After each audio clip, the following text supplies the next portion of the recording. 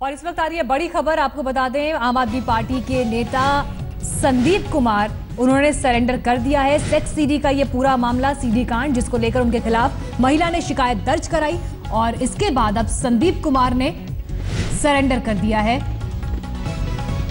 DCP के सामने। और जानकारी के साथ हमारे संवाददाता पंकज जैन जुड़ गए हैं हमारे साथ। पंकज, बिल्कुल, देखिए जिस तरीके से सुबह से ही हम संदीप कुमार से बातचीत करने की कोशिश कर रहे थे, उनके जो सबसे नजदीकी लोग हैं उनसे हमारा संपर्क हुआ।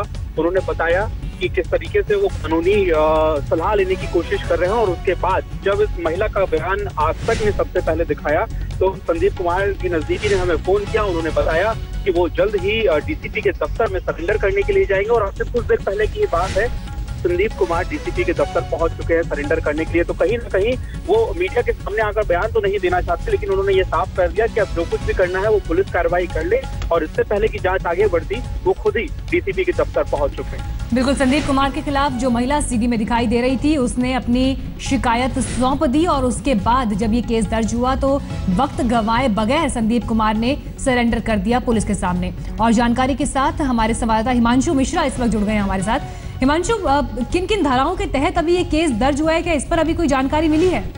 नहीं, देखिए पुलिस अभी पूरे प्रोसेस में है। जो डीसीपी है वो थाने पहुंच चुके हैं और पूरा जो कंप्लेंट था उसके आधार पर पुलिस जो एफआईआर दर्ज करेगी उसमें रेप की धारा होगी और आपराधिक षड्यंत्र रखने के 120 की एफआईआर होगी। और पुलिस का ये कहना है कि आगे इन्वेस्टिगेशन में अगर ब्लैकमेलिंग की बात सामने आती है तो वो अलग चीज से जुड़ेगी और इसके अलावा क्योंकि सीडी किसने बनाई, जब इसकी फॉरेंसिक जांच आ जाएगी तो इसमें भी आईटी एक्ट के तहत जो धाराएं होगी वो आगे इन्वेस्टिगेशन के बाद इस एफआईआर में जुटी जाएगी। तो अभी सब कुछ प्रोसेस में है। यहाँ पर डीसीपी मौके पे पहुंच चुके हैं, थाने में पहुंच चुके हैं और सभी के बयान दर्ज करने के बाद पुलिस जो है वो आगे की कार्रवाई कर रही है। जी, शुक्रिया हिमांशु आपका इस जानकारी के लिए। तो सीडी कांड में सरेंडर कर चुके हैं संदीप कुमार। हालांकि उन्होंने जरूर इस पर लीगल एडवाइस ली होगी, जरूर इस पर कानूनी मदद ली होगी, अपने एडवाइजर से पूछा होगा कि उन्हें क्या करना चाहिए। और क्योंकि जिस तरह से चौतरफा इस मामले में घिरते चले गए संदीप कुमार, पहले उनकी सीडी सामने आई, फिर मंत्री पद गंवाया, फिर पार्टी ने बाहर कर दिया और इसके बाद अब महिला सामने आ गई और महिला ने शिकायत की, जिसके बाद रेप केस में मामला दर्ज हुआ। इसको देखते हुए वक्त गंवाए बगैर उन्होंने सरेंडर कर दिया है। पंकज जैन हमारे साथ इस वक्त और जानकारी के साथ मौजूद है। पंकज, इन्होंने सरेंडर तो कर दिया है, जरूर इस पर इन्होंने लीगल एडवाइस भी लिया होगा, तो क्या इसको देखते हुए किसी तरह का फायदा इन्हें इस केस में मिलेगा?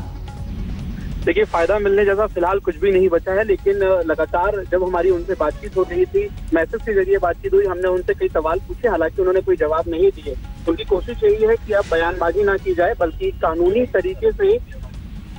तरीके से ही इस पूरे मामले को सुलझाया जाए। तो कहीं ना कहीं फिलहाल संदीप कुमार अपने वकीलों से बातचीत करके पूरी रणनीति बना के पुलिस के सामने जाए, उन्होंने फोन करके ये बताया कि अब मैं सरेंडर करने जा रहा हूं और उसके बाद वो डीसीपी के दफ्तर पहुंचे। तो फिलहाल ऐसा कुछ नहीं लगता मीनाक्षी कि उन्हें इस पूरे मामले में कोई फायदा मिलेगा, लेकिन हाँ, आम आदमी पार्टी अपना रुख साफ कर चुकी है और संदीप कुमार भी अब अपना रुख साफ कर चुके हैं, तो कानून के दायरे में ही इस पूरी कार्रवाई को आगे बढ़ाएंगे। बिल्कुल, लेकिन एक बात यह है कि जरूर ये उस किरकिरी से बच गए क्योंकि बेहद गंभीर मामला उनके खिलाफ यहाँ पर बनता हुआ, क्योंकि महिला की शिकायत भी पुलिस के पास पहुंच चुकी है। ऐसे में इससे पहले कि पुलिस उन्हें खोजना शुरू करती, उनकी तलाश में निकलती और गिरफ्तारी के लिए निकलती, उन्होंने उससे पहले ही सरेंडर कर दिया। रेप केस में ये मामला उन पर दर्ज हुआ है। हालांकि इस पर डिटेल्स आपको और आगे हम देंगे कि कौन कौन सी ये धाराएं हैं जिनके तहत ये मामला दर्ज हुआ है, लेकिन रेप केस मुख्य तौर पर दर्ज हो गया क्योंकि महिला का यह कहना था कि वो मिलने गई थी, राशन कार्ड से जुड़ी मदद मांगने के लिए गई थी, लेकिन उस दौरान नशीला पदार्थ उसे पिलाया गया और फिर जो कुछ हुआ उसकी जानकारी महिला को नहीं है। अब ये सीडी सामने आई, इस सीडी की ऑथेंटिसिटी क्राइम ब्रांच जांच करेगी, लेकिन महिला की शिकायत के बाद ये केस और मजबूत हुआ क्योंकि उससे पहले तक ये कहा जा रहा था कि ये आपसी सहमति का मामला है, निजी मामला है। सुनिए महिला ने शिकायत में क्या कहा था। आप उनके पास गई और उसने आपके साथ इस तरह के संबंध बनाने की बात करी, तो कैसे करी थी उन्होंने? आप किस तरह तैयार हुई थी? उन्होंने तैयारी ऐसे करी कि पहले तो मेरे को ठंडा पिलाया। अच्छा। फिर ठंडा पीने के बाद थोड़ी देर बैठा, बातचीत करा कि राशन कार्ड बनवा दूंगा, बन जाएगा, तुम टेंशन मत लो, और क्या नाम, मेरे पास आओ, बैठो। फिर उसके बाद मेरे को पता नहीं लगा। हाँ जी। आपका मतलब है नशा में कुछ पिला दिया आपको? हाँ जी। अच्छा, फिर उसमें आप इसका बैठी हैं? हाँ जी। फिर वो उठ के गया, लाइट बंद करने गया था, क्या करने गया था? मेरे को ये भी नहीं पता, ये भी नहीं पता क्या करा उसने। अच्छा। क्या पता ये चालू करा होगा, क्या बोलते हैं, बीड़ी में। अच्छा, हाँ जी। मतलब आपको ये अंदेशा है कि उसने आपको कोल्ड ड्रिंक में कुछ पिला दिया था और पिलाने के बाद कुछ किया है। हाँ जी। तो आउटर दिल्ली के डीसीपी के सामने संदीप कुमार ने सरेंडर किया। उनके खिलाफ रेप का मुकदमा दर्ज हो चुका है। महिला की शिकायत आपने सुनी, अब पुलिस इस पर आगे एक्शन लेगी। रुक रहे हैं हम एक ब्रेक के लिए।